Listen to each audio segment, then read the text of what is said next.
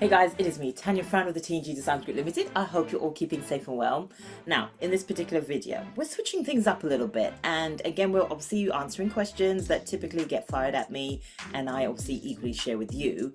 But in this particular video, we're actually going to be talking about the idea of what is branding for an exhibition stand. Now, you're probably thinking, Tan, it's obvious as to what branding is for an exhibition stand, but if it's obvious to you, all good, no worries, please still watch this video because it's going to be a great reminder with regards to what things to actually think about and so forth. But if it's not something that's new to, but if it's not something that's familiar to you, watch this video to the end because I'm going to share with you 3 particular things that I want to make sure that you are always thinking about when it comes to setting up your exhibition stand, so it makes it all memorable and everything above and below that as well.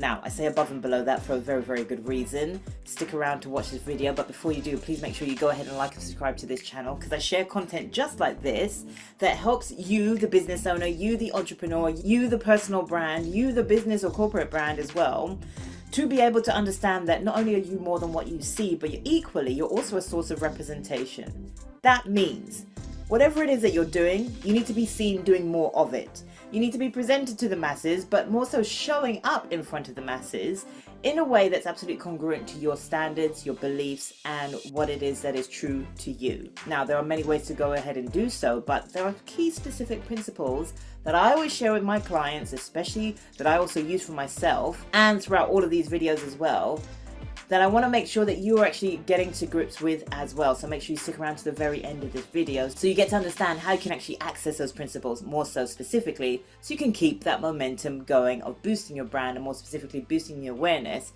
and what it is that you actually want to be known for. So without further ado, let's get stuck into this video. So as I said, we are going to be talking about the idea of what is branding for an exhibition stand. Now, I shared with you already that there's going to be 3 things that we want to pay attention to, especially when it comes to branding your exhibition stand.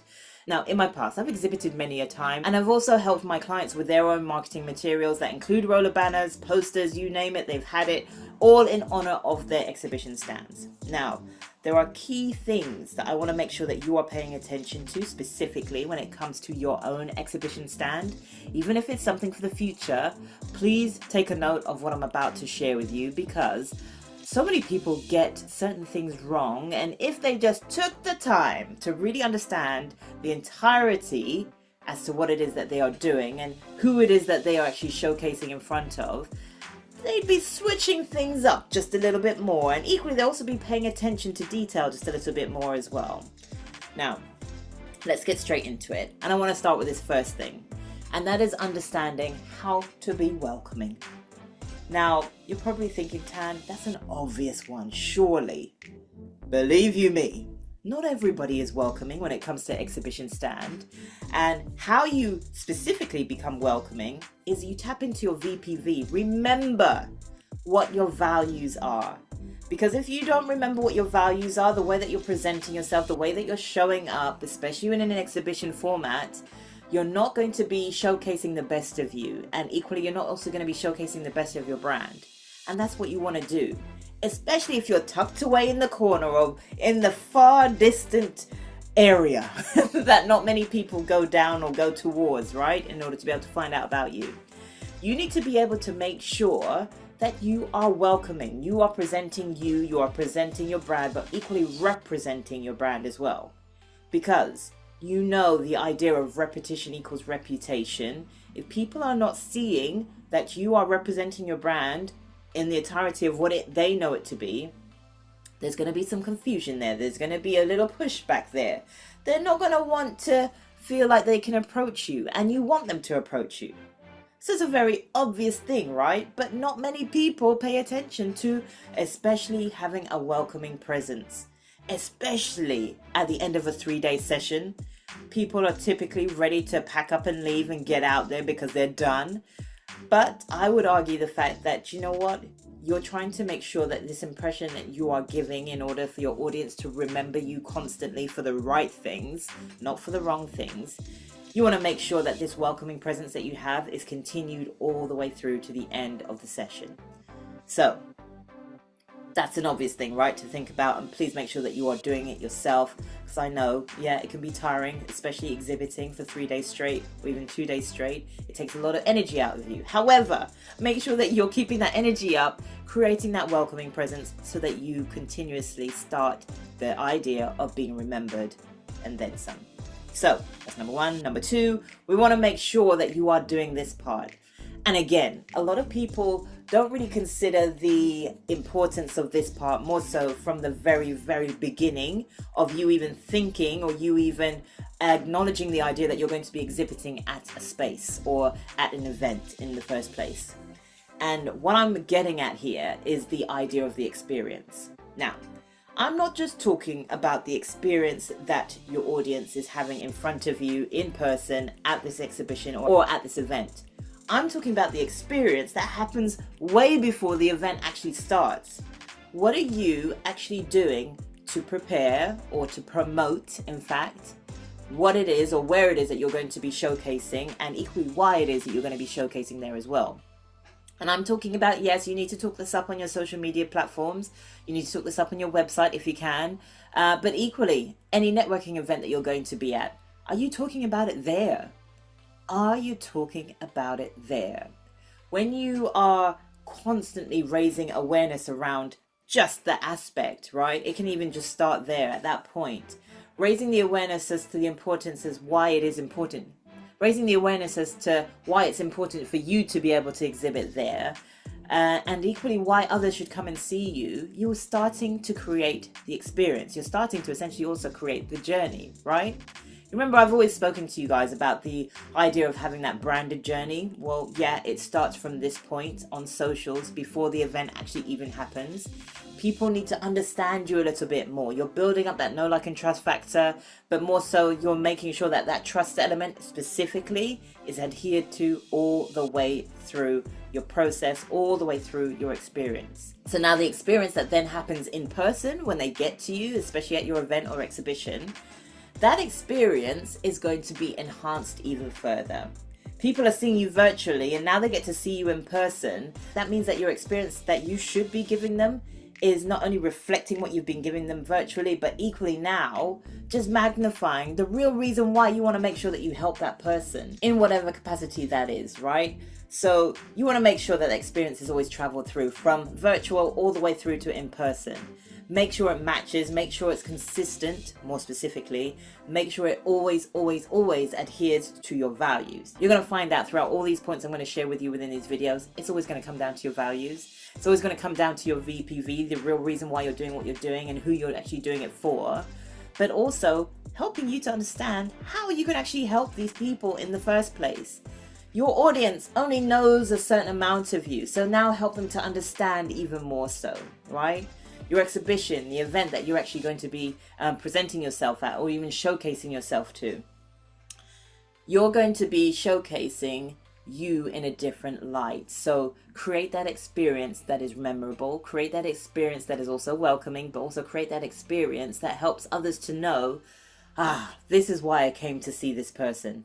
This is why I want to make sure that I then go ahead and find out even more or even actually want to work with this person. Things like that happen, people, so make it happen. But it can only happen when you've created that welcoming experience in the first place, and equally you've also created a way or an avenue for them to understand, this is what happens next. So that's technically the next stage you also want to be thinking of in the experience part as well. So you've got to think of it like being the before, middle, and the end, right? So what do you want them to...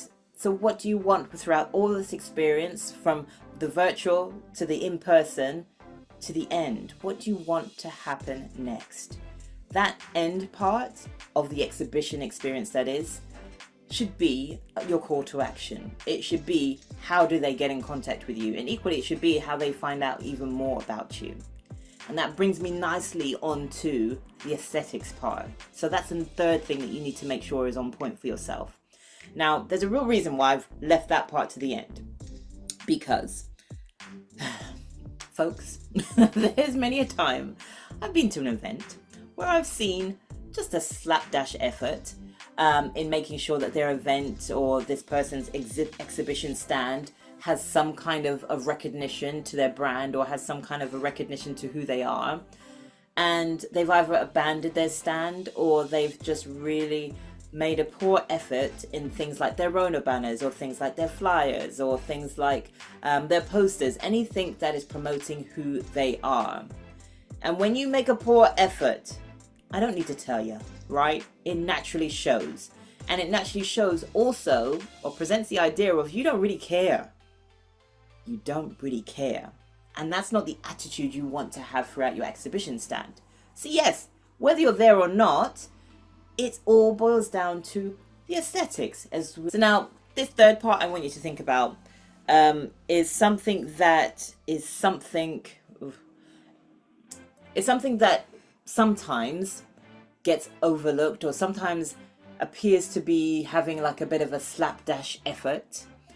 And in my opinion, I'm sure you'll agree as well, when you have a slapdash effort, that sort of presentation, again, leading to the idea of the experience, right? It presents yourself in the wrong kind of a light. You want to be seen as that go-to expert. You want to be seen as the person with value. You want to be seen as the person with the knowledge that gives the audience, or your audience more specifically, exactly what they need.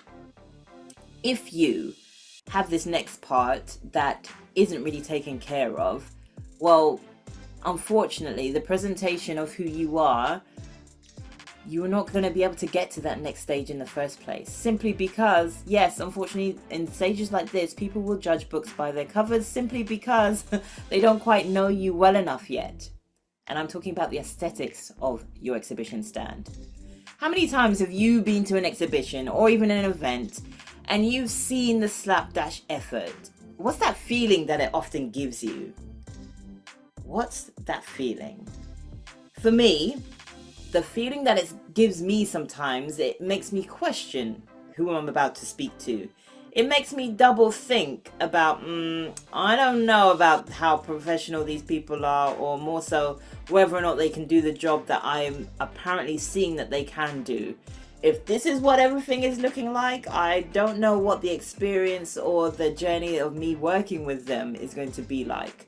So yeah, that's my thoughts process. Maybe it's because of the line of work that I do, but typically, even with others, that's also going to be their thought process too. Now, I get it, times can be stressful, especially prepping for an exhibition or prepping for an event in the first place, right? Trying to make sure that things are right. Thankfully, whether you have the resources or suppliers to tap into or not, there are ways around making sure that you actually get the job done right and accordingly as well. So my advice to you would always be to do your due diligence. Think about the aesthetics of your exhibition area. The aesthetics is super key when it comes to your exhibition stand, especially when understanding how to brand it. Your brand, from what you know and understand about it, needs to be reflected in the aesthetics of your exhibition stand as well. And when I talk about the aesthetics, I'm talking about roller banners, I'm talking about posters, flyers, the color scheme. The whole experience gets translated even through that element as well. So if that's not right, if the presentation as to who you are is not right, well, then there's going to be a little pushback in the audience that actually gets to come and actually visit you at your stand. So really think about that. Yes, I know, sometimes, do you know what? People should take you for who you are, right? And yes, they should. However, that's not the world we live in. The reality is that, you know what, especially when you're trying to build your brand and build the awareness of who you are, present yourself in the way that you want to be seen by others. And the way you want to be seen versus Joe Blogs or even Jesse Blogs down the road will be completely different. However, what also makes a difference is how well you are presenting yourself in that professional manner. And I use this term professional kind of loosely in the sense where I'm talking about, obviously, you know your craft. You know the information and the knowledge, what you bring to the table, right? But I'm talking about professional in the sense where make sure that your profession is showcased in the best possible kind of a light. Remember, repetition equals reputation, especially when it comes to aesthetics, especially when it comes to showcasing your brand in the best possible kind of a light. Make sure you're using elements that suit you, suit your brand. Don't throw in everything under the sun. Don't do that. You don't need to. Equally, also, when it comes to goodie bags, if you have goodie bags as well to showcase or to give to others, don't throw in a memory stick. I don't think we even really use memory sticks these days, right? So don't throw in those if it's not relevant to your business. Don't throw in an umbrella if it's not relevant to your campaign. And when I'm talking about campaign, I'm talking about how are you actually marketing yourself. Again, it goes back to that experience aspect from the virtual element. If, for example, you're in the line of work where perhaps you're helping people to boost their confidence, right? Or stop feeling like others are really trampling all over them, or even maybe feeling like they are getting drowned out by that noise as to what's going on. You may perhaps have a campaign that's saying, don't let others rain on your parade. So at your exhibition, you might want to give out umbrellas, right? Think outside the box a little bit, folks. You got to make sure that you are also having fun with this. That's something I should have said actually during the experience part, right? Have fun with the experience that you're giving your audience, all the way through from your virtual experience to your in-person experience, all the way through to your call to action experience as well. What do you want to happen next from this exhibition experience, right? Think about that.